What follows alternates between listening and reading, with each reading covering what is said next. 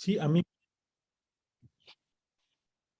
me pidieron, por mis redes sociales, me pidieron algunos los links. Yo les compartí el link del, eh, del Instagram de Oscar Ufro Ujú. para que ahí buscaran la información, porque como yo no tenía, y esto fue durante la mañana, hay varios interesados del SAMU. Por Ya, sí, sí, sí, no, nos contactaron. Muy bien, Sí, sí. Así que sí llegó el link para ellos. muy bien. Ya, entonces vamos a dar inicio a la capacitación de hoy de nuestra agrupación. Además, bueno, además es la última, digamos, de un módulo en el que estamos como agrupación, que son las bases de un voluntario, o sea, cosas básicas que los voluntarios de OSCA UFRO deben saber. Así que esta sería la última capacitación por ahora y retomaríamos en unas semanas más, pero habría que eh, hacer algunos ajustes, ya que no vamos a estar en vacaciones y se viene el otro módulo, entonces ahí hay que hacer unos ajustes y vamos a estar avisándole a nuestros voluntarios. Bien, entonces en honor al tiempo vamos a comenzar. El día de hoy tenemos a nuestro ya conocido doctor Pablo Cantú. Hoy día nos acompañan voluntarios de OSCA, Universidad de la Frontera, y probablemente también hayan algunos de OSCA Chile, de alguna otra universidad, y también profesionales de la salud que quisieron unirse el día de hoy, lo cual también esperamos que sea muy provechoso para ellos. Así que, bueno, presentar un poquito al doctor, aunque ya es súper conocido, ya nos ha hecho hartas capacitaciones.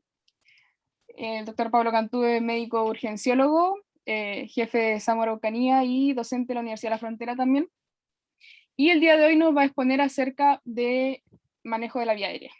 Así que, doctor, compártanos pantalla. Ya, antes de compartir pantalla, bueno, saludarlos a todos, muy buenas noches. Yo soy miembro de OSCA UFRO de todas maneras, desde siempre, eh, y creo que estas iniciativas son súper buenas. Quiero hacer un par de aclaratorias antes de hacer la exposición de vía aérea, porque lo que vamos a conversar hoy día tiene que ver con el manejo de la vía aérea básica y el manejo de la vía aérea avanzada desde la perspectiva de la urgencia, pero desde la perspectiva de la atención primaria de salud y de la atención prehospitalaria, ¿ya? No vamos a hablar del manejo de la vía aérea en la urgencia de alta complejidad ni tampoco en la UPC, sino que vamos a hablar de lo que el médico o el profesional de salud no médico tiene que saber de la vía aérea para que el paciente no se le muera o no se complique más de la cuenta, ¿ya? Básicamente es hacer lo que hay que hacer y no hacer lo que no hay que hacer. Eh, Vamos a ir de lo simple a lo complejo. Vamos a ir avanzando en un orden que en lo personal creo que es lógico y didáctico. Eh, eh, Deberíamos, ojalá, dejar las preguntas, anotar las preguntas y dejarlas para el final. Ahora, si alguien tiene alguna pregunta, alguna duda, o no entendió lo que dije, o quieren que repita alguna diapo, me avisan para poder repetirla inmediatamente, por favor. Así que voy a compartir pantalla, permiso.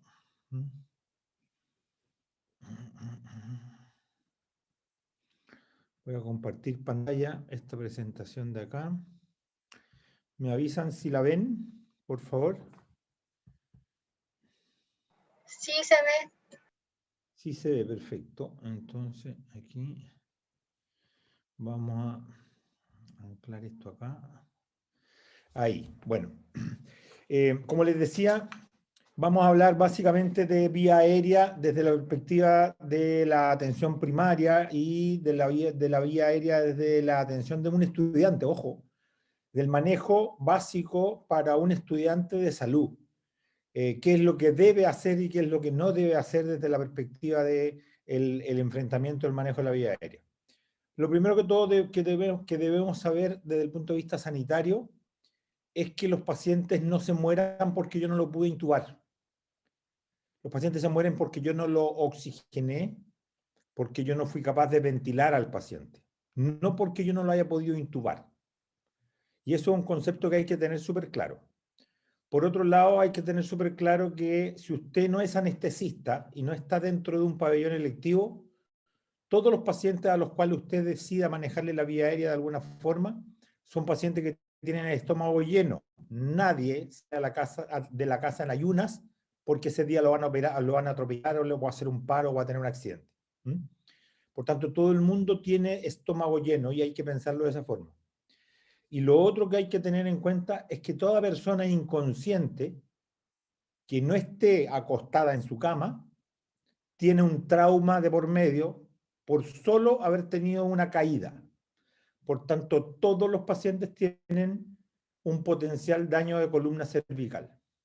Esos son conceptos súper básicos que hay que tener en cuenta siempre cuando yo no sé cuál es el origen del compromiso de conciencia, cuando yo no vi lo que le pasó al paciente y me lo trajeron o lo encontré en la vía pública, y básicamente este paciente se va a salvar o lo voy a ayudar a vivir unos minutos más hasta que llegue la ambulancia si yo hago maniobras básicas.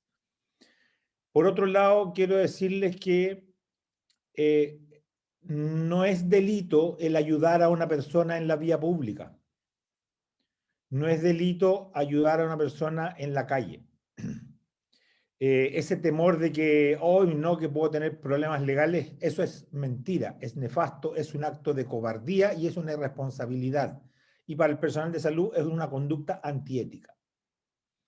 Y personal de salud es cualquiera de los que esté escuchando esta conferencia desde el día que decidió estudiar una materia de salud o una carrera relacionada con la salud. ¿Estamos? Dicho eso, entonces vamos a hablar de la vía aérea y vamos a conocer los objetivos del manejo de la vía aérea, revisar alguna actualización, conocer los dispositivos que se usan y revisar la secuencia rápida. Esto es otra cosa súper importante que hay que tener en cuenta. Si usted no es anestesista y no está manejando una vía aérea en un pabellón, todos, absolutamente todos los pacientes a los que usted se enfrente con un compromiso de conciencia donde decida manejar una vía aérea, va a ser bajo el término de secuencia rápida de intubación, salvo que el paciente esté en paro. Lo vamos a ir viendo en el camino. Pero háganse a la idea de eso. Si usted no es anestesista y no está en pabellón, porque si es anestesista, pero está en el consultorio X o en un hospital de baja complejidad, va a tener que hacerlo bajo la secuencia rápida de intubación porque el paciente hay que sedarlo y hay que paralizarlo para poder pasar un tubo en la garganta. Salvo que el paciente esté en paro cardiorrespiratorio, por tanto, técnicamente el paciente está fallecido, por tanto no hay ningún reflejo que se oponga a nuestra laringoscopía. Lo vamos a ver en el camino. El cerebro es un órgano que sufre a partir del minuto de hipoxia y hasta los 4 minutos de hipoxia. Después de los 4 minutos uno empieza a quedar tontito y después de los 10 minutos ya queda prácticamente inhabilitado desde el punto de vista del cerebro, desde el punto de vista de la hipoxia, ¿ya? Aguanta el cerebro, normalmente los seres humanos tenemos un aguante respiratorio normal, una apnea voluntaria sin entrenamiento de entre 45 segundos y 1 minuto. Los fumadores de menos de 30 segundos. Los buzos mariscadores normalmente hacen hasta 4 minutos. Los buzos de la Armada táctica, los buzos tácticos de la Armada aguantan entrenados, con apnea entrenada, hasta 6 minutos. Y el récord mundial de apnea voluntaria, sentado en una banqueta con la cabeza metida en una tina, es de 24 minutos. Lo tiene un español. Pero eso es entrenamiento. Todas las demás personas, después del minuto, quedan inconscientes por hipoxia y a los 4 minutos el cerebro empieza ya a tener daño hipóxico. A los 10 minutos ya tiene daño hipóxico casi irreversible. ¿Ya? Entonces, En la evaluación inicial del paciente, esta es la evaluación inicial del paciente, hoy día ya hay cambios con esta A, B, C, D y E. Hoy día antes de la A tenemos la X, que es el control de las hemorragias exsanguinantes, que se controlan con un dedo en la herida, con una rodilla sobre la zona sangrante, con un torniquete, para poder después manejar la vía aérea. Después de la C tenemos la U del ultrasonido, que lo vamos a empezar a usar en las urgencias primarias, los SAPU, los SAR y los hospitales de baja y mediana complejidad. Y después de la E tenemos la F, que tiene que ver con los factores de riesgo o los factores asociados al paciente en este caso. Y además de eso, tenemos la F también de los fármacos para manejo del dolor. No viera el tema, pero les digo que hay cambios con relación a la evaluación primaria. Hoy día nos vamos a dedicar exclusivamente a ver el manejo de la vía aérea. Y en el manejo de la vía aérea existen las primeras 4 P, las primeras P que son 4 que tienen que ver con permeabilizar, proveer, proteger la vía aérea y además la última P que es la protección de columna cervical, asumiendo lo que ya les había dicho anteriormente que tiene que ver con que todo paciente inconsciente, que yo no vi cuál fue su decisión o sea, su estado inicial, es un paciente que tiene un trauma porque cayó de nivel y por tanto puede haber tenido un traumatismo columna cervical y por tanto un traumatismo craneoencefálico también. El objeto, entonces ya les había dicho, el paciente no se muere porque usted no lo intube, el paciente se muere porque usted no lo ventila o porque usted no lo oxigena. Y basta para ventilar a un paciente que cuando está inconsciente uno le pueda abrir la boca, sacar las cosas que tiene dentro de la boca, despejar la vía aérea desde la perspectiva de mirar, observar. Primera maniobra del manejo básico de la vía aérea es observar la vía aérea, abrir la boca y ver qué es lo que hay adentro. Ah, tiene un pedazo completo, tiene un pedazo de vienesa, tiene un pedazo de lengua, tiene una placa, tiene un vómito, hay que despejar eso. Y con eso ya estoy ayudando al paciente. Si además de eso controlo columna cervical y le abro la boca, y hago un par de maniobras que vamos a ver más adelante, con eso logro que el paciente pueda empezar a ventilar de forma espontánea si es que tiene todavía sus reflejos ventilatorios activos. Pero tengo que llegar temprano, no puede ser muy tarde, porque si llego muy tarde, después de los 4 minutos ya el paciente va a tener algún tipo de hipoxia cerebral y después de los 10 minutos puede tener un daño cerebral severo. Entonces, mi actuación acá tiene que ser rápida, tiene que ser precoz, tiene que ser oportuna. Permeabilizo la vía aérea. ¿Cómo la permeabilizo? Abro la boca, ya lo dijimos. Extraigo los cuerpos extraños. ¿Con qué? Con la mano, con la manga de la camisa, con la manga, con la basta del pantalón, con un pañuelo, con una servilleta. Arrastro todo lo que hay ahí alrededor. Extraigo los cuerpos extraños. Aspiro secreciones si es que tengo un aspirador. Extiendo el cuello si el paciente no tiene trauma, o sea, si esta persona estaba acostada en su cama y se desmayó y perdió conciencia ahí, y empieza con obstrucción de la vía aérea, entonces yo hago una hiperextensión del cuello para poder despegar la lengua del fondo de la hipofaringe para que el paciente pueda empezar a respirar. Basta con que la arcada dentaria inferior rebase la arcada dentaria superior 5 milímetros, la mitad de 1 centímetro.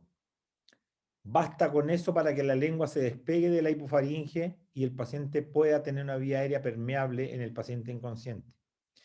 Elevación del mentón, desplazamiento de la mandíbula, subluxación mandibular. Los vamos a ver, no se preocupen, todas estas maniobras las vamos a ver. Esta maniobra de hiperextensión del cuello, que es fijar la cabeza contra el piso y levantar el mentón, haciendo una hiperextensión del cuello, no se hace en paciente con trauma. Pero es la primera causa de obstrucción de la vía aérea en paciente inconsciente. La lengua cayó hacia la hipofaringe y está tapando, como se ve en la figura de arriba, está tapando la entrada de aire de forma natural. Entonces yo tomo la cabeza, fíjense que esta maniobra es una maniobra súper noble porque las manos de la figura que está sosteniendo están fijando o controlando columna cervical desde el punto de vista de evitar los movimientos, está haciendo una ligera presión que está evitando los movimientos laterales y los movimientos anteroposteriores del paciente en caso de que esté inconsciente y que pueda respirar, y con los dedos índice, medio y anular está subluxando la mandíbula, levantando el mentón, para que la arcada dentaria inferior sobrepase o rebase la arcada dentaria superior 5 milímetros. Basta con eso para que la lengua se despegue del fondo. Position the fourth and fifth digits of each hand Pongan underneath atención and behind the en cómo angle se of the levanta la patient's pera. mandible. Now, while maintaining stabilization of the patient's head and neck, Basta con push eso y each el side of the movimiento de la patient's columna mandible fue forward mínimo. or anteriorly until the lower jaw is extended. Fue mínimo. Si hay dos operadores o hay alguien que pueda ayudarnos, uno controla la columna cervical y el otro tracciona la mandíbula. Esta maniobra es una maniobra colaborativa, comunicativa. La persona que va a traccionar la mandíbula tiene que primero que todo decirle y comentarle al que está controlando la columna cervical: ahora voy a traccionar, para que el que está controlando la columna cervical esté atento a que no haya un tirón y no haya un desplazamiento de la columna cervical en anteroposterior, en este caso The first en provider C3, aligns the o patient's sea, head and neck C2 y in a C1. neutral inline position. The Toma la patient's arcada chin is dentaria now con la pulled pera y forward and tracciona. slightly towards the patient's feet Levanta to open the 0,5 airway. centímetros, o sea, medio centímetro, 0,5 milímetros. Basta con eso para que la lengua salga de la hipofaringe, se despegue del piso de la boca y haya una entrada de vía aérea normal, y pueda el paciente ventilar. Basta con eso y con eso ya estoy ayudando al paciente. Si es que además de eso tengo un cuerpo extraño visible, yo tengo que hacer una maniobra que es una maniobra que se llama la maniobra de barrido o maniobra del dedo de gancho, que aquí hay que ser súper autocrítico, hay que tener una autocrítica y una sinceridad con uno mismo que nos supera. La modestia acá es importante. Tengo que ver de qué largo es mi dedo y cuál es el alcance que tiene. Yo abro la boca, veo el cuerpo extraño y veo si mi dedo va a llegar o no va a llegar allá. Esto no es probar, esto es ser crítico. ¿Llego o no llego? No, no llego. Entonces, si no llego, no meto el dedo, porque si meto el dedo y no llego, empujo el cuerpo extraño y el paciente se asfixió por mi culpa y no porque tenía un cuerpo extraño ahí sobrepuesto. ¿Aló? ¿Alguien quiere decir algo? ¿Me están escuchando, no? Sí, yo tengo una pregunta. En el Ya. caso de que no alcance mi dedo, ¿cómo puedo sacar el cuerpo extraño o lo tengo que dejar ahí? Hay que hacer un movimiento lateral en bloque para que el paciente pueda por gravedad expulsar el cuerpo extraño. Se puede aspirar con una máquina de aspiración de las ambulancias o del consultorio, y si está en la vía pública, ponga al paciente en posición de lateral nomás. Entonces, la maniobra del dedo de gancho, como les decía, es una maniobra que es totalmente crítica. Si puedo hacerlo y veo que voy a llegar, lo hago. Y la hago como: entro por un lado de la boca, del lateral, hasta el fondo, doblo el dedo abajo, de esta forma, y tracciono hacia arriba, sacándola. O me envuelvo la mano en un pañuelo, en una manga de camisa, en un paño cocina, en algo, para poder arrastrar las secreciones de un lado hacia otro. En el caso de la maniobra de Heimlich, esa maniobra, la foto que se ve ahí, es solo cuando el paciente está todavía consciente. Y uno hace la compresión torácica. No es el tema de esta, así que no le vamos a relatar cómo se hace la maniobra. Después podemos, por interno me pueden comentar, les voy a dejar mis redes sociales ahí al final de la presentación para que me hagan comentarios o preguntas. Y les puedo compartir información además. Y la aspiración de secreciones. En el caso de la aspiración de secreciones, es en un establecimiento sanitario con máquinas para aspirar secreciones, con una aspiradora. Ya les había dicho ya que la primera causa de asfixia en un paciente inconsciente, en decúbito supino o acostado boca arriba, es la caída de la lengua, como se muestra en la figura de abajo. ¿Ya? Las máquinas de aspiración hay de todo tipo. Lo ideal es que en urgencia nosotros usemos las cánulas de aspiración rígidas, porque con esta nosotros podemos dirigir la aspiración a donde queremos. Si veo una pieza dentaria suelta o veo un pedazo de lechuga que está al fondo, un pedazo de carne que está al fondo, lo voy a buscar directamente porque lo estoy mirando. Esto no es a ciegas. Yo abro la boca, estoy mirando al paciente, estoy mirando la vía aérea, estoy mirando la boca del paciente, estoy mirando dónde está el cuerpo extraño, y con este dispositivo voy directamente a ubicar el cuerpo extraño para aspirarlo. Con este dispositivo se saca un trozo de carne, no sé si ven mi mano en la imagen de la esquina, pero un trozo de carne grande de 12 a 10 a 12 centímetros de largo en una obstrucción de vía aérea por cuerpo extraño. O sea, tiene suficiente potencia como para poder hacerlo, ¿ya? Existe además el dispositivo de cánula faríngea, que hay diferentes marcas. Esto se usa solo en paciente inconsciente, no se amarra y no se fija ni con tela adhesiva ni con amarras de tubo. Se pone de la misma forma en que va, lo vamos a ver en una foto, en un dibujo. Se mide, ya vamos a ver cómo se mide. Esto, si yo estoy poniéndole una cánula orofaringea a un paciente, el paciente reacciona, no insisto, porque quiere decir que tiene reflejo faríngeo activo. Y por tanto no lo puedo poner porque si yo le pongo la cánula lo voy a hacer vomitar. Y estando en decúbito supino, ese vómito va a pasar automáticamente a la vía aérea. Y por tanto el paciente va a hacer una neumonía química por aspiración por culpa mía, porque yo le provoqué el vómito con la cánula. ¿Me siguen? La cánula se mide desde la comisura labial hasta el ángulo de la mandíbula, como se indica en la foto, en el dibujo, o desde la arcada dentaria hasta el ángulo de la mandíbula, como se indica en el dibujo, o desde la comisura labial hasta el lóbulo de la oreja. De las dos formas. Y cada paciente tiene una medida. Existen, como vieron en la foto anterior, 9 medidas. Normalmente usamos las intermedias, entre las 7, entre las 6 y la 8. La 9 es muy grande para los chilenos medios. Está hecha para gringos más, la 9. Esta se pone de la misma forma en que va, o sea, entra por el paladar tal cual como va a ir puesta. Antes, y en otros libros antiguos, se decía que entraba al revés y se torcía. Ya no, ahora va tal cual como va a quedar. Y garantizo con un dedo envuelto en pañuelo o con una gasa que la lengua yo no la arrastre con la cánula faríngea al momento de ponerla. Siempre en paciente inconsciente, reitero, esta cánula no se pone, y si el paciente la rechaza, no se la ponga. Si el paciente la rechaza y está respirando, póngalo en posición de seguridad. La ventilación asistida es con el dispositivo bolsa, máscara, reservorio o balón de resucitación.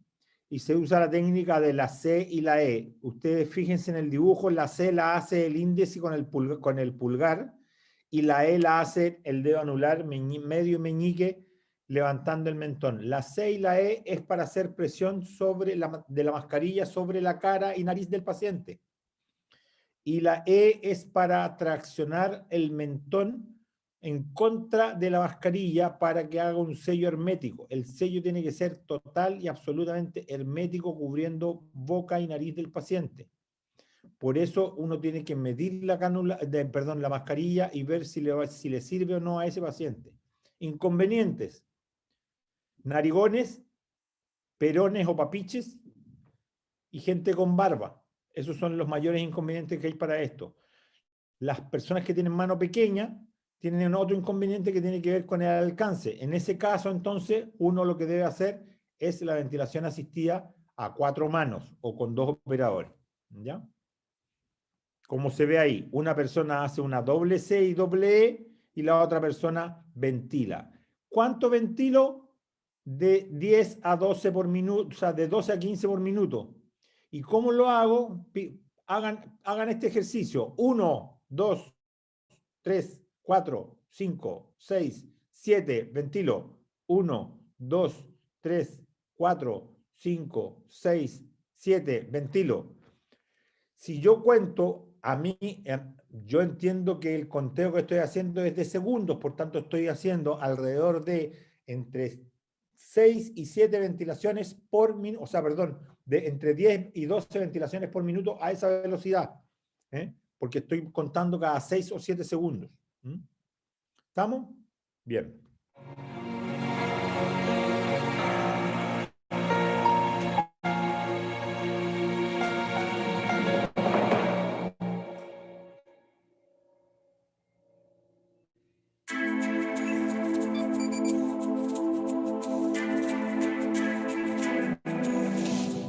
En determinadas circunstancias, el paciente puede necesitar apoyo en su función respiratoria.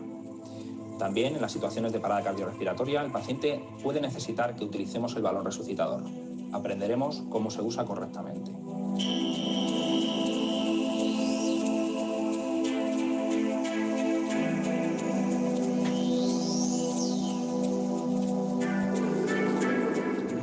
Para la ventilación instrumental del paciente necesitaremos guantes de protección para trabajar de forma segura, cánulas de Guedel de distintos tamaños, mascarillas faciales acorde al tamaño del paciente, balón resucitador, bolsa reservorio y conexión de oxígeno.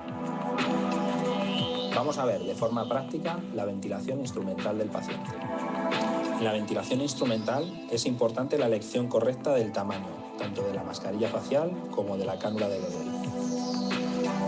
Cuando habla de cánula de Guedel, La mascarilla debe cubrir completamente la nariz y la boca. Habla de la cánula orofaringe. El tamaño es incorrecto, es excesivamente pequeña. Esta es del tamaño adecuado. Con la cánula de Guedel también debemos tener precaución para elegir el tamaño. Esta es excesivamente pequeña. No cumpliría su función y no mantendría la lengua desobstruyendo la vía aérea. Este sería el tamaño adecuado. Si ustedes se fijan, está desde la comisura labial al lóbulo de la oreja. Todos los elementos que configuran el balón resucitador. Mascarilla del tamaño adecuado, bolsa reservorio y conexión a la bala de oxígeno. Ya está listo para poderlo utilizar. Vamos a colocar el Guedel, que ya hemos elegido previamente. Se inserta. Esa técnica ya no se hace de esa forma, gira, sino que se hace de la forma en que va a quedar. Balón resucitador, mascarilla adecuada. Es importante la colocación de los dedos. Fuerza en la mascarilla hacia abajo y presionar para traccionar la mandíbula. Colocación en hiperextensión de la cabeza del paciente. Si es que no tiene trauma. Y ventilación.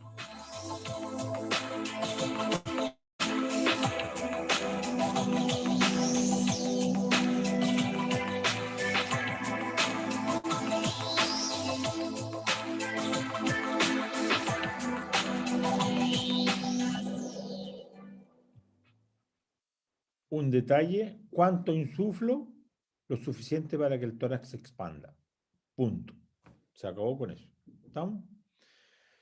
Luego de eso, ya yo tengo un paciente que lo tengo posicionado, hice las maniobras básicas, aspiré a secreciones, y ahora voy a intubarlo. Los médicos tenemos la obligación de manejar la vía aérea con secuencia rápida de intubación para hacer una protección absoluta y total de la vía aérea. La única maniobra que protege en un 100% la vía aérea es la intubación orotraqueal.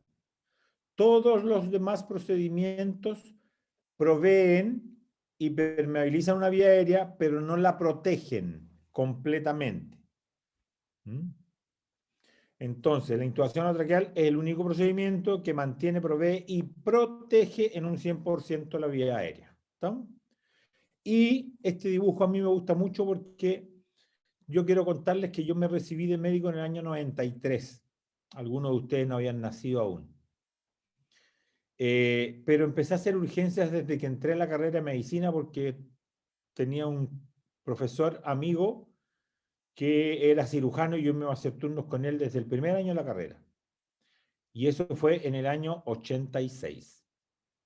Desde el 86 a la fecha, todavía me tiembla la mano cuando tomo un laringo en la mano.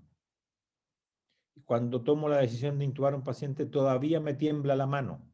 Y eso significa que respeto la técnica. No significa que no me la sepa. no significa que sea inseguro, significa que le tengo respeto a la técnica y a la agresividad que voy a tener. Un detalle importante, una laringoscopía en una persona con una mala sedación y una mala paralización sube la presión intracraniana en más de 30 milímetros de mercurio. Por tanto, si el paciente está inconsciente por un cuadro encefálico, yo lo voy a enclavar porque le voy a subir la presión intracraniana con mi laringoscopía con una mala sedación y una mala paralización. La técnica de intubación de un paciente es una técnica, como lo dice la palabra. Es lo mismo que saber cambiar una rueda, o saber poner una puerta, o poner una bisagra, o pintarse las uñas, o saber encresparse las pestañas. La práctica hace al buen técnico. El gran problema de la vía aérea tiene que ver con el entorno que lleva a este procedimiento, a esta decisión. Es un paciente crítico, que si yo no hago lo que tengo que hacer, el paciente se va a morir. Si yo lo hago mal, se va a morir. Pero si lo hago bien, en el tiempo correcto y adecuado, voy a salvar al paciente y el paciente va a vivir más tiempo. ¿Estamos? Entonces, respeto de la técnica. Las otras P que existen en la secuencia rápida de intubación, y vuelvo a insistir lo que les dije al principio, para los que se incorporaron después. Si usted no es anestesista, todos los pacientes que va a tener que intubar en su vida van a ser bajo la secuencia rápida de intubación. ¿Por qué? Porque como este paciente tiene siempre estómago lleno y siempre tiene posibilidad de trauma, yo tengo que prever y proteger al paciente y los daños que le voy a provocar con la laringoscopía. Estas son las 7 P de la secuencia rápida de intubación. La planificación y preparación tiene tiempo suficiente incluso para ir a consultar internet o leer el tema del libro, ir a buscar, a ver, déjame ir a revisar cuáles son las dosis, déjame revisar cuáles eran los tubos, cómo se calculaba el tamaño del tubo, cómo se calculaba el tamaño del laringo, todas esas cosas uno tiene tiempo de ir a verlo. ¿Por qué? Porque yo mientras tanto voy a estar oxigenando al paciente con una mascarilla de recirculación, o voy a estar con una persona que va a estar ventilando al paciente con un dispositivo bolsa máscara reservorio, hasta tanto yo tenga clara cuál es la técnica. O sea, la planificación y preparación tienen que ver con un lapso de entre 5 y 30 minutos en que yo preparo todo el material y ahí decido con mi equipo qué tubo voy a usar, qué hoja voy a usar, qué droga voy a usar, que traigan las drogas que tengan que traer, que preparen lo que tengan que preparar. Siempre tengo que tener un plan A y un plan B y un plan C. Por eso, cuando usted decida que va a poner un tubo 7, también dígale a su ayudante que prepare un tubo 6,5 y que prepare un tubo 7,5. Porque a mí me parece, y se lo voy a decir desde ya, el tubo se puede calcular al ojo midiendo o mirando la falange media del dedo meñique del paciente, y ese es el grosor del tubo que va a pasar por mi garganta, porque es más o menos proporcional. Y si no, la narina del tamaño del paciente, o sea, la narina del paciente, ese tamaño es el aproximado del tubo orotraqueal que le cabe a ese paciente.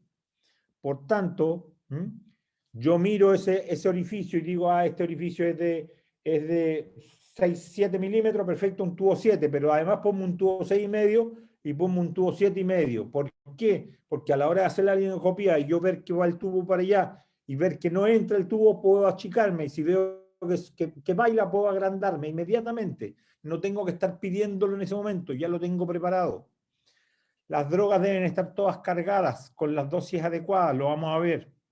La preoxigenación, si el paciente está inconsciente y se está agotando, lo pongo sentado con una mascarilla de recirculación con 15 litros en una mascarilla de alto flujo. ¿Ya? Y le explico lo que vamos a hacer. Señor, te vamos a dormir y te vamos a conectar a la ventilación mecánica. Para eso vas a tener que estar sedado durante un tiempo para poder mejorar tu capacidad ventilatoria. Si está inconsciente, voy a tener algún ayudante que va a estar ventilando al paciente Cada 6-7 minutos, cada 6-7 segundos va a hacer una ventilación con la mascarilla, con el dispositivo bolsa máscara reservorio y la cánula orofaringia puestas mientras yo preparo todo. ¿Me siguen? ¿Vamos bien o no?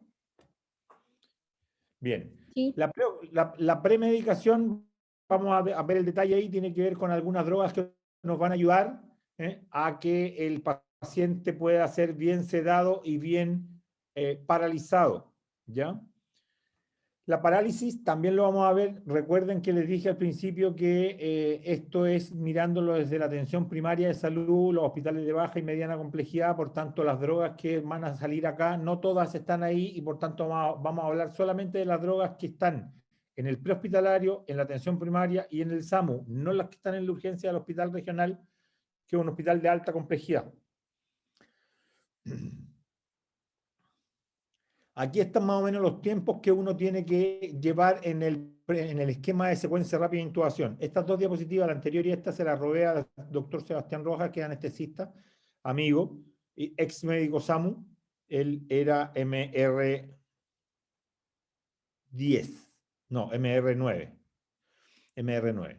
Planificación y preparación de las vías, más o menos 10 minutos. Yo diría que hasta 30 minutos puede darse el tiempo. La preoxigenación, 5 minutos. Y la premedicación, 3 minutos. Y entre ellos, uno podría, una fase de preinducción que pueden ser entre 5 y 8 minutos. Después viene la parálisis, en lo que no se demora nada, menos de un minuto. La inducción, la posición del paciente y la presión cricotiroidea y las maniobras que vamos a ver en video en más adelante.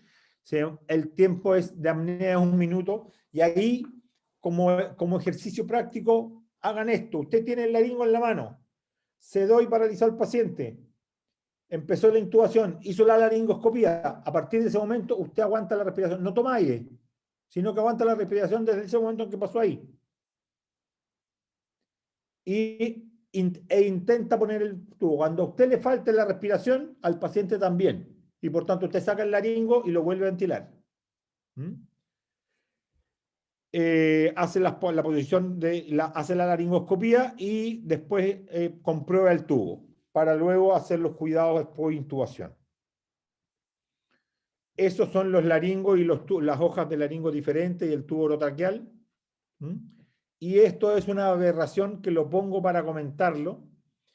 Van a encontrarse con muchos colegas, incluso profesores, que les van a decir: si te equivocas con el primer tubo, déjalo ahí y ponle el otro porque el otro va a ir por el lado bueno. Mentira. Eso es mentira. En mi práctica profesional he tenido que recibir un paciente que tenía 4 tubos puestos en la garganta, todos con el cajo inflado y todos estaban en el esófago. Entonces, eso es mentira. Si usted se equivoca o no puede o no quiere, haga otra maniobra de las que vamos a ver aquí en esta presentación, pero no haga esta imbecilidad de poner 2 tubos o 3 tubos en el mismo paciente en paralelo.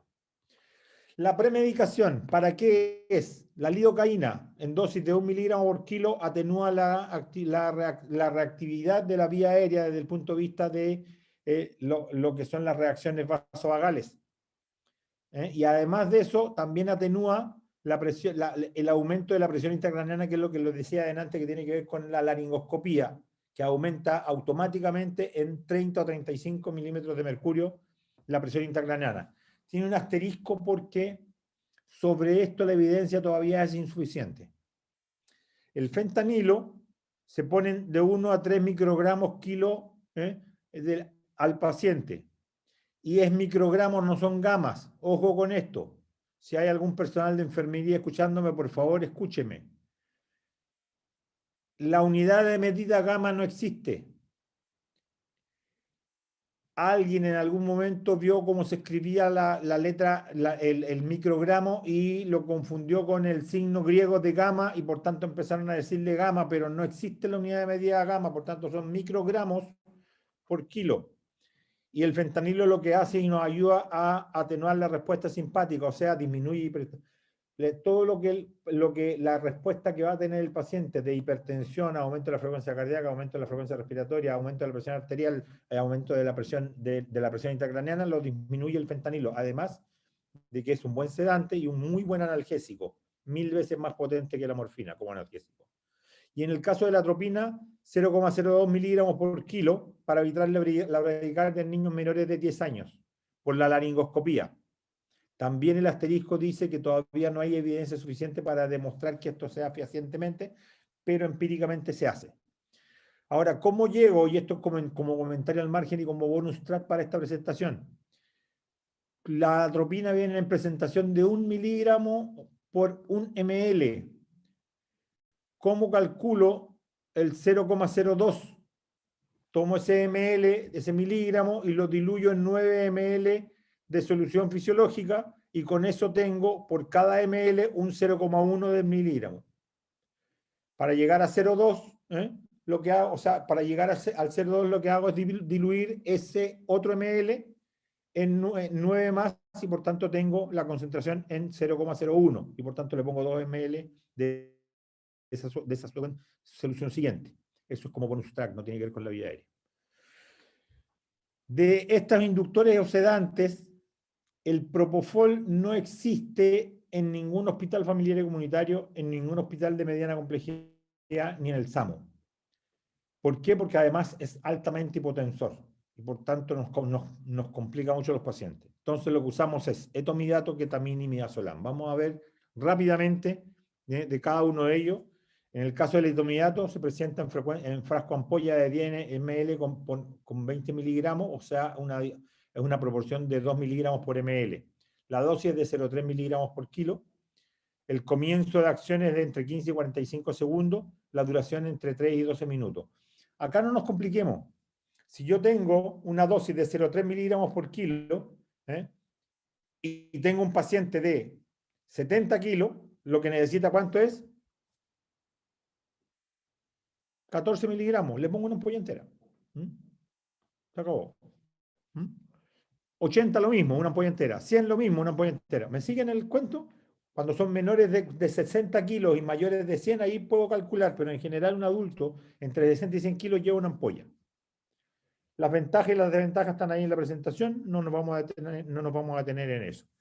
La ketamina, ideal para pacientes que están con un broncoespasmo. ¿Por qué? Porque es, además de un hipnótico potente, y además de eso un sedante potente, tiene la característica de que es un broncodilatador severo y por tanto provoca broncoespasmo. Tiene el inconveniente de que provoca hipersecreción también, entonces hay que aspirar al paciente. Viene en frasco ampolla de 10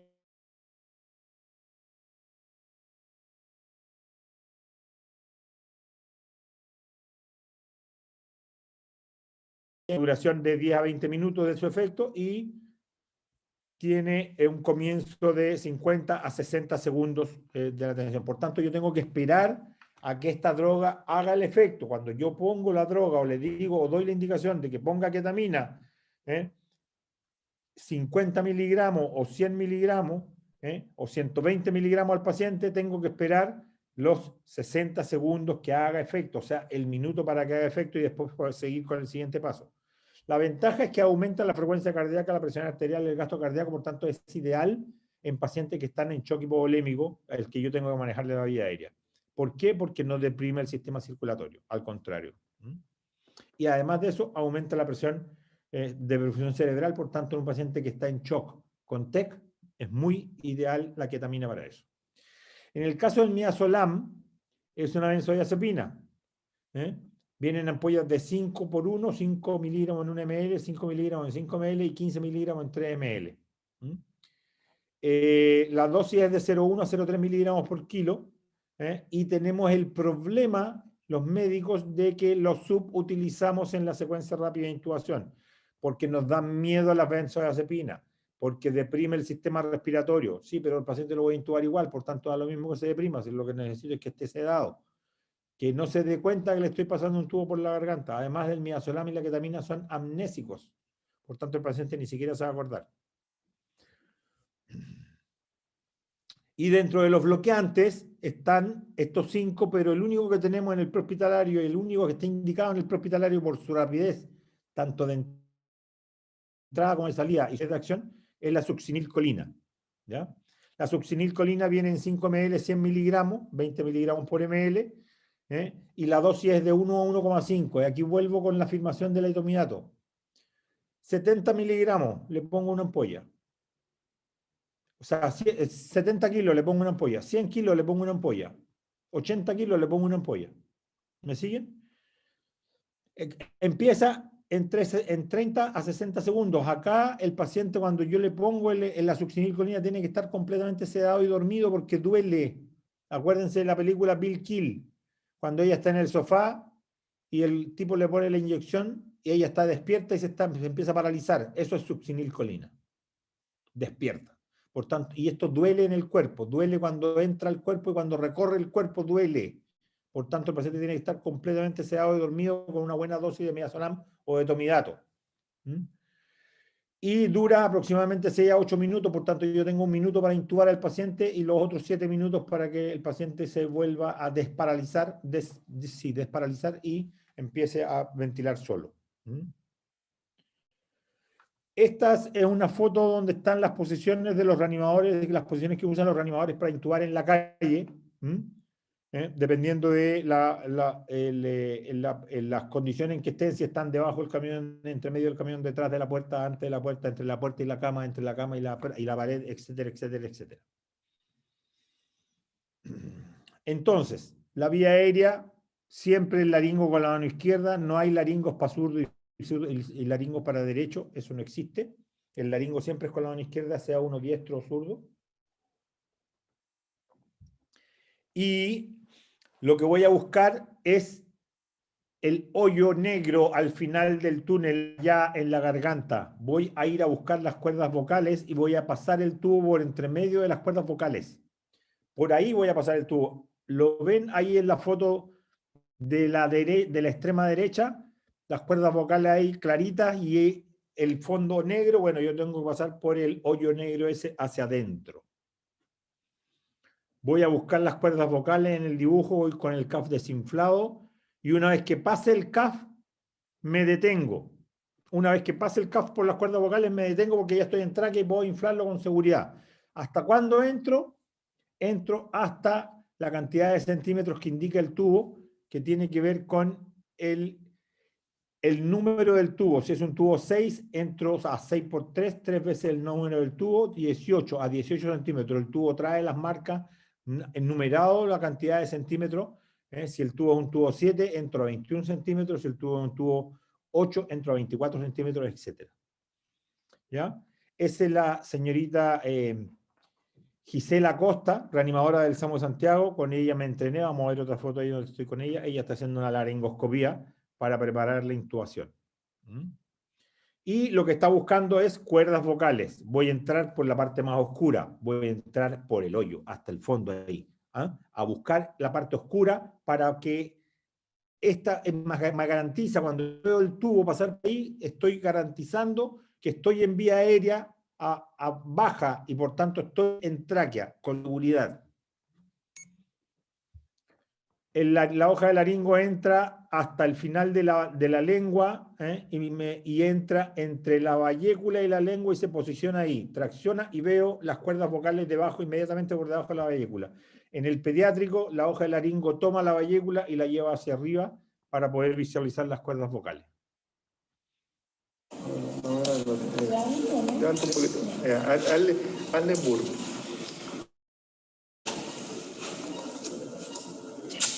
Ahí. Suelta el burro. Hazle burro. Mira cómo se nota, impresionante.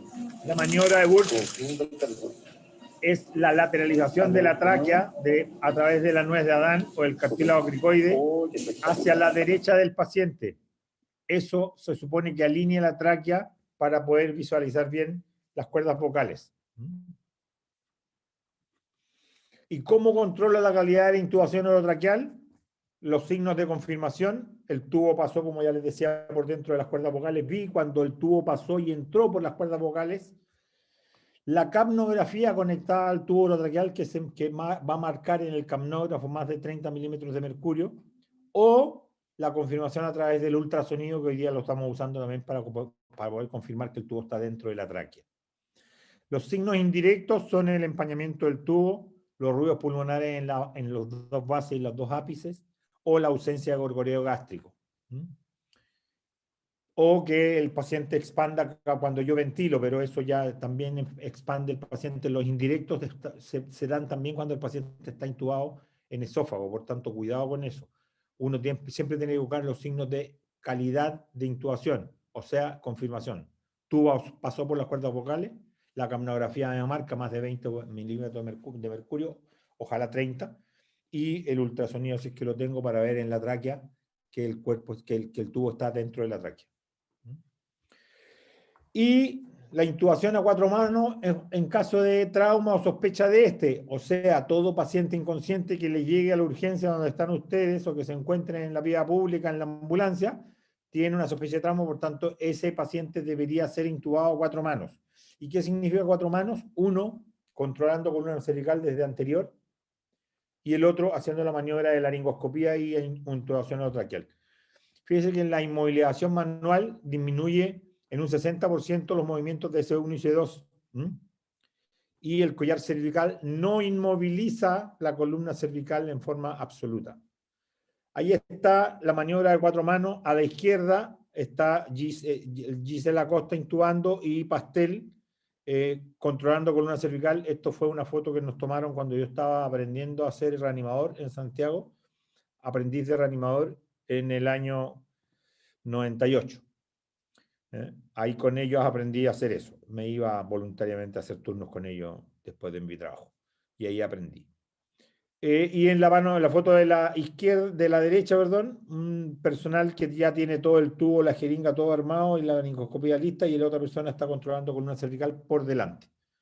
Para evitar los movimientos de la columna cervical en el proceso de intubación. Eso se llama intubación a 4 manos o intubación en trauma o sospecha de este.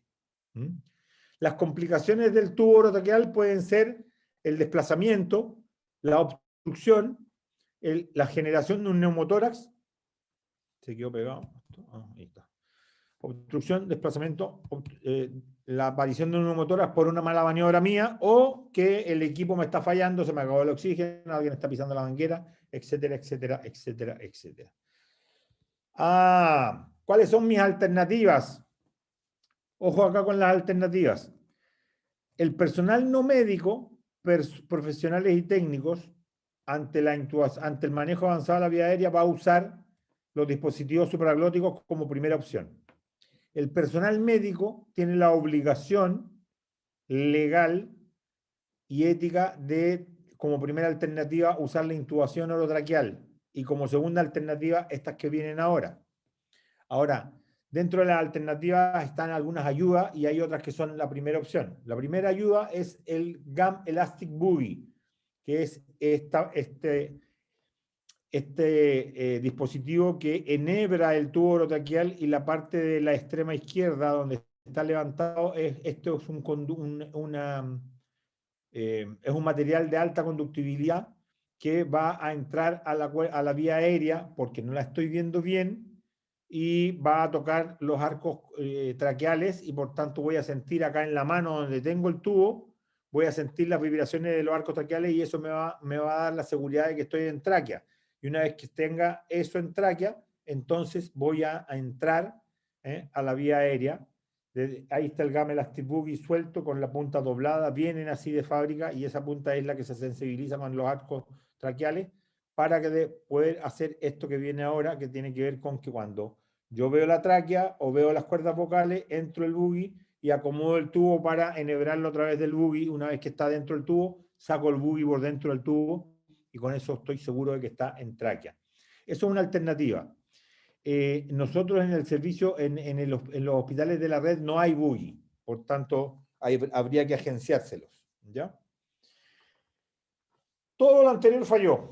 ¿Qué pasa ahora? En el caso de los paramédicos y el personal no médico, esto que viene es su primera opción, su primera alternativa. En el caso de los médicos, esto es la segunda alternativa en caso de que fallé 2 veces. ¿Por qué? Porque más de 2 veces, si yo quiero intubar más de 2 veces, el nivel de filtración... Johan.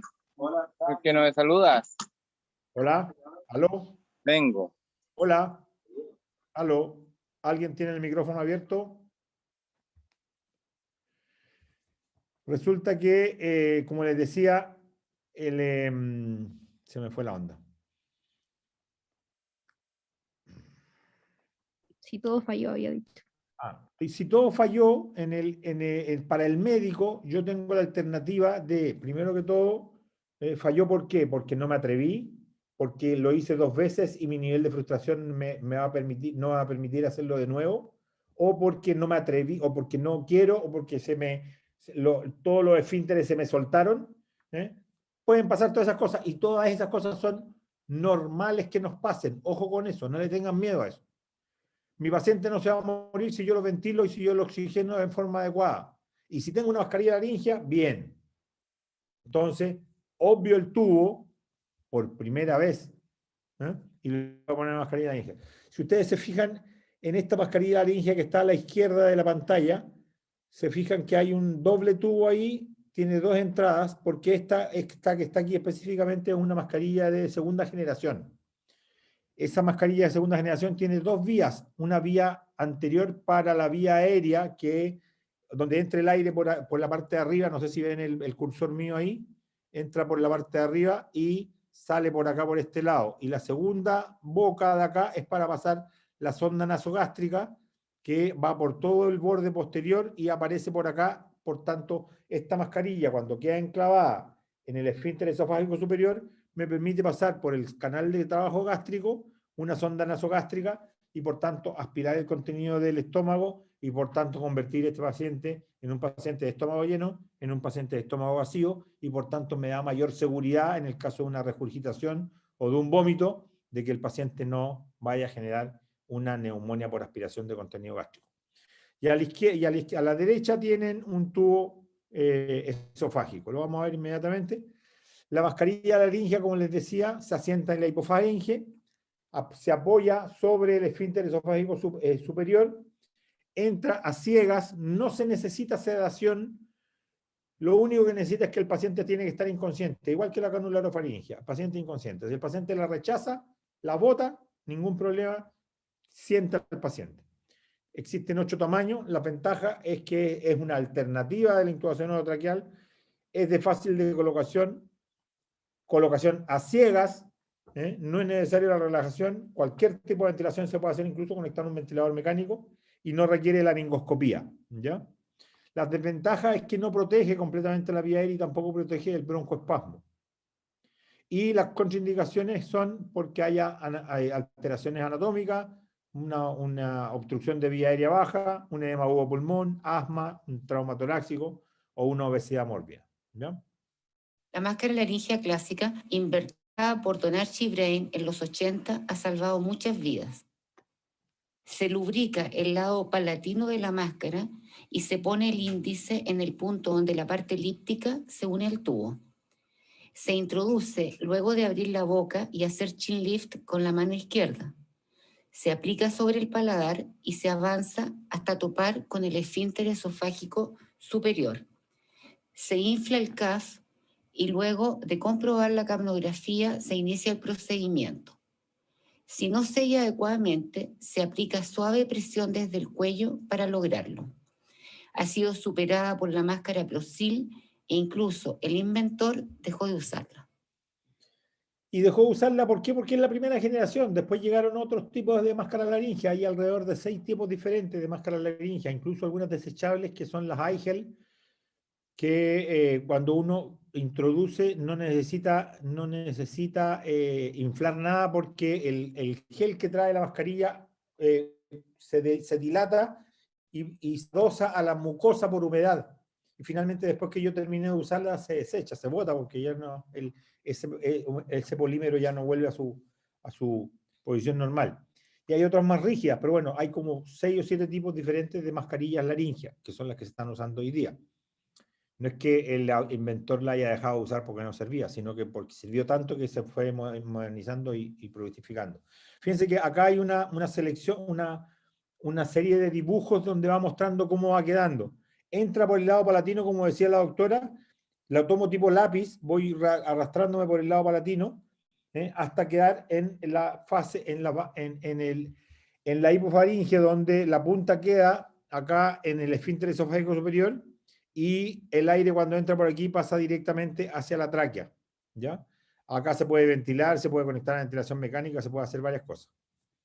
El tubo laringio es un tubo que queda igualmente también como sistema supraclótico, vale considerablemente mucho más caro que la mascarilla laríngea, por eso no tenemos tubos laringeos en la red, tubos laringeos en la red, pero claramente este se infla con una sola jeringa que trae una jeringa grande, que trae los colores, fíjense que la boca del tubo tiene un color determinado, porque la jeringa trae ese color y hasta ahí se llena de aire o de líquido, según lo que vaya yo a insuflar, y de una sola infla el CAF inferior y el CAF superior. Ambos CAF se inflan de la misma forma.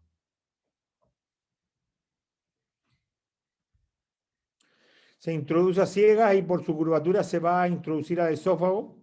Se infla el globo cuando uno insufla con la jeringa, se inflan los dos globos a la vez.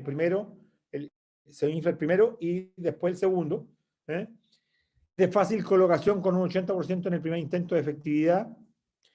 Y sustituye a la máscara laríngea. O es la máscara laríngea o es el tubo laríngeo, pero no los dos.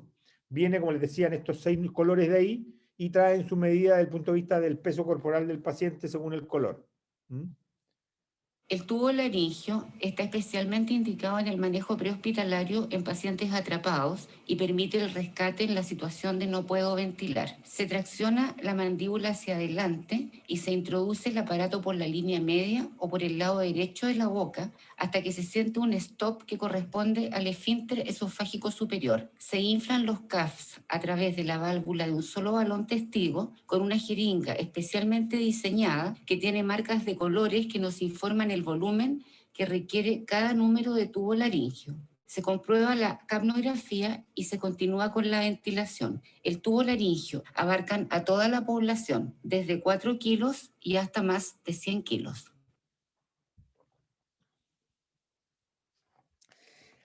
Aún así, todo puede seguir saliendo mal, porque ustedes saben que la ley de Murphy nos dice que cuando algo sale mal, siempre puede salir peor.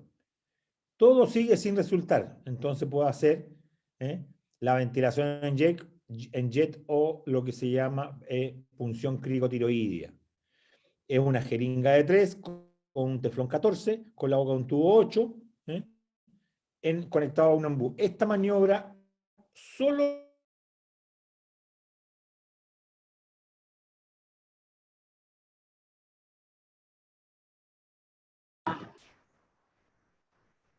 No se escucha nada.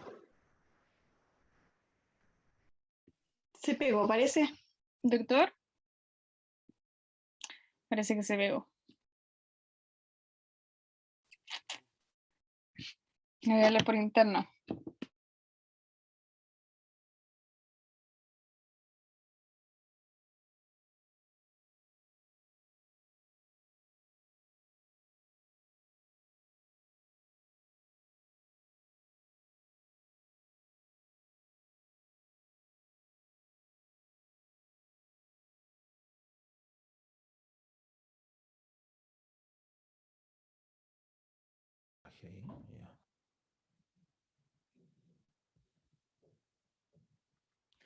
Entonces, como les decía, si todo sale mal, entonces yo igual tengo la opción de puncionar la tráquea en la membrana intercartilaginosa, que son los dos cartílagos, el cricoide y el tiroide, que están aquí en el cuello, en la nuez de Adán. En el medio hay una membrana que si yo la toco me hace hablar medio ronco.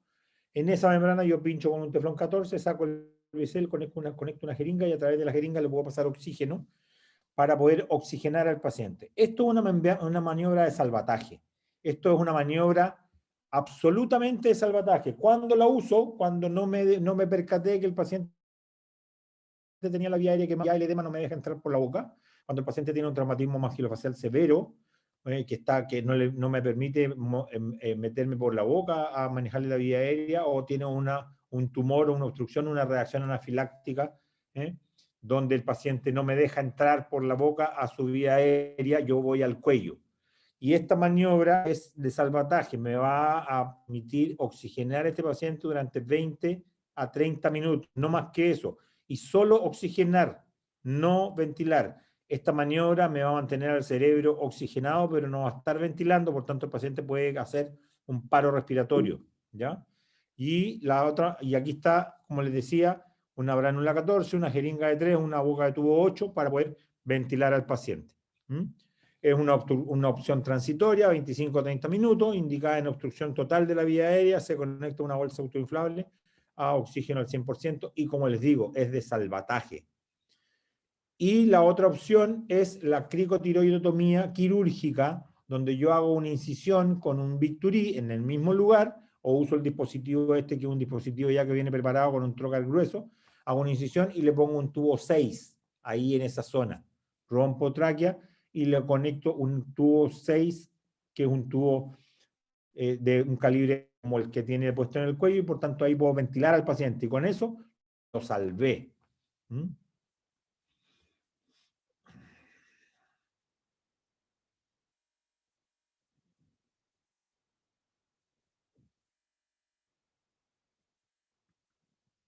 Resumiendo entonces,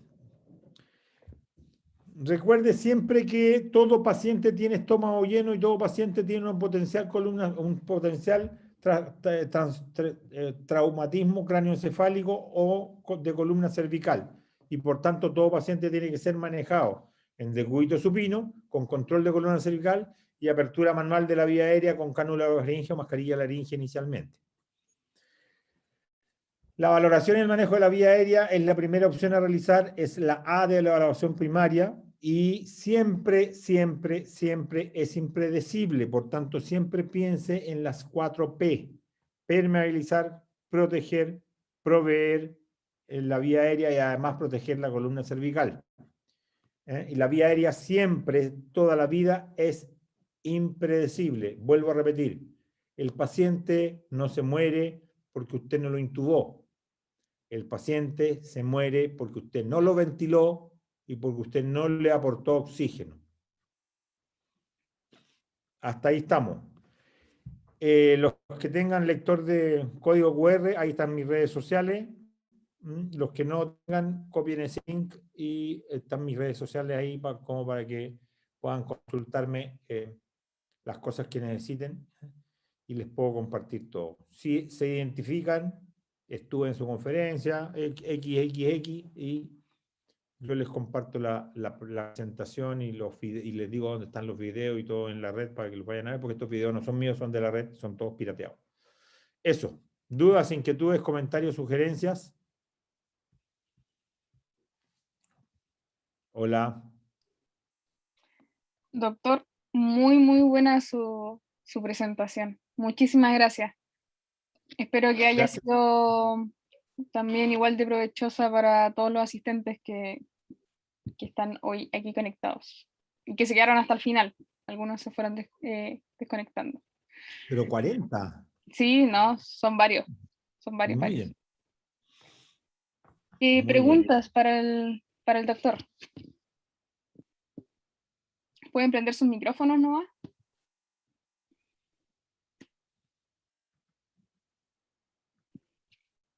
O escribir en el chat, yo puedo leer las preguntas.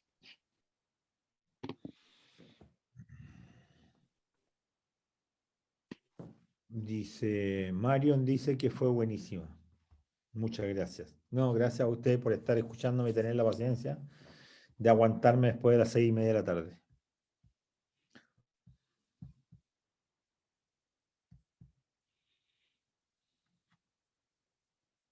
Maite también. Gracias, Maite. Claudia también, ¿ves? Doctor, muchas gracias. Hola, Felipe. No sé si se acuerda de mí, expuse para el Sí. tema del grupo avanzado. ¿Cómo está usted? Muy bien, gracias. Agradezco. Excelente, doctor, de verdad. Rosita es testigo, yo creo que de todas las ansias que tenía por esta capacitación. Bueno. Así que una vez más deja a la vista que la práctica es el maestro, y nunca perder ese temor de tomar el laringo, aunque llevemos años y años de práctica, años de carrera. Nunca perder ese temor y ese respeto frente al laringoscopio y ese procedimiento. Así que, doctor, le agradezco. Gracias, Felipe. Gracias. Hay que hacerlo de esa forma. La sencillez y la modestia te hacen mejor persona y mejor médico, de todas maneras. Así es. Hola. Hola, ¿quién? Buenas noches, mi nombre es Natalia y quisiera hacer una consulta, o sea, más que nada una aclaración. Cuando ¿Dónde usted está estaba Natalia? explicando la parte de la ventilación asistida, ¿Ya?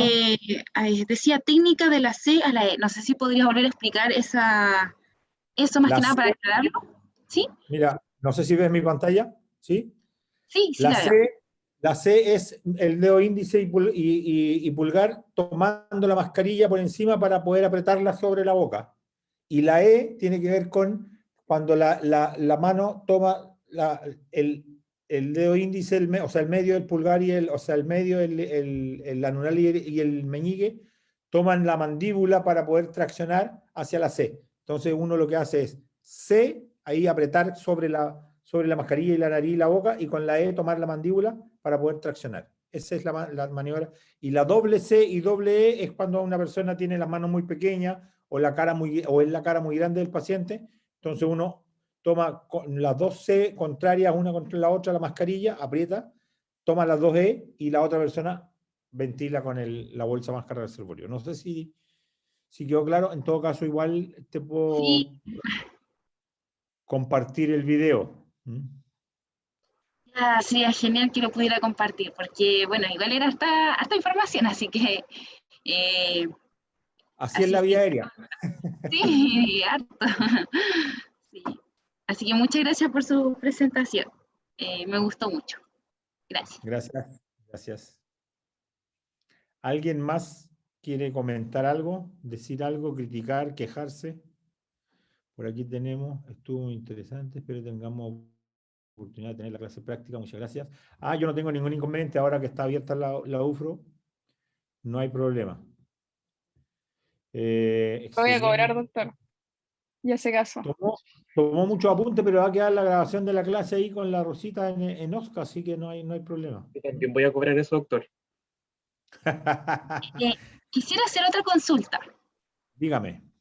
Por ejemplo, si, no sé, alguien tiene la mandíbula fracturada ¿Ya? y no podría aplicar eso de la C y la E, ¿qué se puede hacer en esos casos si la persona está inconsciente? O sea, yo me imagino un caso así. ¿Ya? ¿Qué cree usted? Innove, cree, piense y salve al paciente. Sabemos que el objetivo es mantener la vía aérea abierta y despejada. ¿Cómo? Invente. O sea, va a depender de cada caso. Si hay una dislocación mandibular donde la mandíbula está hacia un lado y no se puede abrir, bueno, habrá que poner una cánula orofaringe, mantenerlo ahí y ventilarlo de alguna forma con tal de que la mascarilla del dispositivo bolsa máscara reservorio haga un borde y no se escape de la nariz y de la boca. Hay que ponerse creativo ahí en ese caso. Siempre aparece Murphy y nos complica las cosas y nosotros tenemos que tener la respuesta para cada una de esas cosas. Ya, muchas gracias. Hay una persona ahí que pregunta acerca de si van a subir todo. No, Oscar dijo que iban a subir todos los videos a la página. Ya, eso, muy bien. Doctor. Sí, dígame. Quizá es un poco burda mi pregunta, pero... Ninguna pregunta es burda. ¿Qué pasa, por ejemplo, si nos encontramos accidente automovilístico en la calle y hay un trauma torácico? La mecánica ventilatoria, la vía aérea del paciente. ¿Cómo ventilamos ahí? O sea... A ver, ahí hay una cuestión que tiene que ver con lo médico legal. Ojo, el accionar de buen samaritano tiene que ver siempre, va siempre secundario a la seguridad personal, ¿ya? Entonces, si hay un accidente de tránsito y ustedes son transeúntes, la mejor ayuda que pueden hacer es dar información fidedigna al 131, que es el sistema de emergencia en Chile, que es el que debe responder, ¿ya? Y desde esa perspectiva, dar la información segura y fidedigna tiene que ver con que presentarse, ¿sabes qué? Soy médico, soy estudiante de medicina, soy estudiante de enfermería, soy estudiante y estoy en la esquina de tal con tal, y acabo de ver un accidente de tránsito de alta energía con tantos involucrados, no puedo acceder porque no hay seguridad de la escena, y esa es la mejor ayuda que podríamos hacer para esas personas, porque en la medida en que llegue rápido el sistema de emergencia, en esa misma medida las personas que están dentro van a poder ser salvadas. 131 es el sistema de ambulancias, 132 es el sistema de bomberos, 133 es carabinero. Ojo con esto, porque les voy a dar el dato, yo sé que es de perogrullo, pero me preocupa esto. A, B, C, ambulancia, bombero y carabinero, 1, 2, 3, son las 3 primeras letras del alfabeto, 131, 132 y 133. Esa relación hágansela a su familia, porque la gente en Chile llama a carabineros antes de llamar a la ambulancia, y carabineros se demora tomando los datos y llamándonos a nosotros para entregarnos los datos para que nosotros volvamos a llamar al solicitante, y es tiempo perdido. Entonces es preferible que ustedes llamen directo al SAMU. Les comento, para los que no saben, el SAMU en la región de la Araucanía tiene técnicos de nivel superior de enfermería contestando los teléfonos. Por tanto, ya van a tener ayuda sanitaria para lo que sea de la emergencia desde el punto de vista de los consejos sanitarios que se hagan por vía telefónica mientras llega la ambulancia. ¿Estamos? Entonces, Felipe, no sé si te contesté, pero claramente acá, o sea, si estás dentro del vehículo y no hay carabinero en el lugar, nada se puede hacer. Si tú ya estás siendo parte de un sistema de emergencia, lo que hay que hacer es esperar a que bomberos te estrique al paciente, o sea, lo saque del lugar y te lo entregue en la zona segura, donde, según el manual ABC, que es el decreto número 50, el personal de salud definió que era el lugar donde iba a recibir los pacientes, un nido de herido. Eso es en el tema de triage. No me acuerdo si dimos triage o no, y si no, se lo ofrezco, Rosita, para que veamos una clase de triage y podemos hacer un ejercicio de escritorio después. Ya. Profe, hablando de triage, en la misma situación que dijo el compañero recién, por ejemplo, ya yo llamo al 131 y llamo a Carabineros. En ese momento, yo como estudiante del área de la salud, ¿puedo, por ejemplo, revisar signos vitales mientras llega la ambulancia, empezar a hacer como un triage, entre comillas, previo? Siempre y cuando la escena sea segura. Lo primero es mi seguridad, lo segundo es mi seguridad, lo tercero es mi seguridad, lo cuarto es mi seguridad, lo quinto es mi seguridad. Sexto, la seguridad de mi compañero. Octavo, la seguridad del paciente. ¿Estamos? Y eso tiene que estar súper claro. Si tú estás sola en un accidente de tránsito y ves que puede haber alguna persona dentro, dentro del accidente y que no haya señalización, por tanto nadie lo vio y por tanto puede ser chocado nuevamente ese vehículo, o si la persona fue atropellada, te pueden atropellar a ti tratando de intervenir porque nadie lo vio también. Entonces, siempre que la escena sea segura, Antonella, uno puede intervenir, y ahí lo que habría que hacer básicamente es mantenerlo en la misma posición en que está, garantizar la vía aérea permeable. A, B, C, esa es la prioridad. Y si tienes esa posibilidad, mejor todavía, porque tú le puedes decir ahí al SAMU cuando llegue, llame, te identifica, sabe que soy estudiante de la salud, estoy con un paciente que está inconsciente, ventilando, en estado de, o sea, no responde a la voz, no responde al dolor. Eso tiene que ver con otra clase que es el ABCD, evaluación primaria y secundaria, también, si quieren, no tengo rollo. No sé, Antonella, si te respondió la pregunta. Sí, profe, gracias. Me estoy encalillando con usted. La Rosita sí se ríe nomás. Está todo grabado, todo grabado. Muy bien. Muy bien. ¿Algo más? ¿Alguien más quiere saber algo?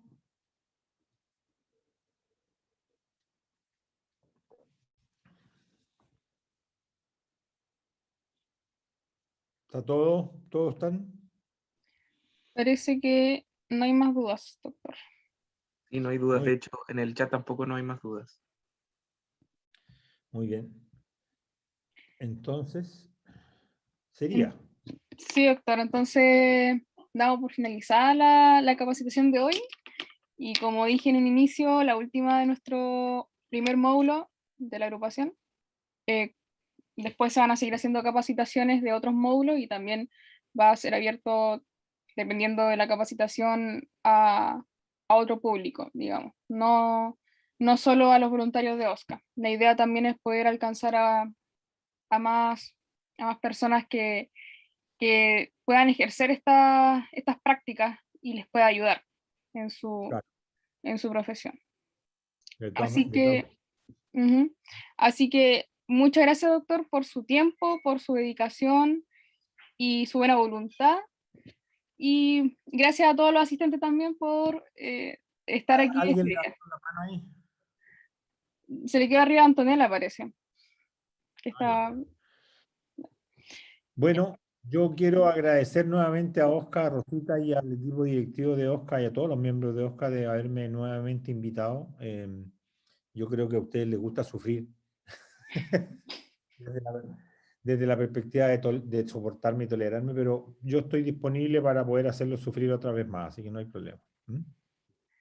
Ya, doctor. Eso. Muchas gracias y estamos en contacto. Tengo deudas pendientes, parece. Doctor, le voy a enviar el link de la pequeña consulta que le queremos hacer en la otra reunión enseguida. Ah, ya, no hay problema. Dale nomás. Ya. Ya. Nos vemos. Hasta luego. Chao, Chao. buen fin de semana a todos. Gracias, chao. Chao, igualmente.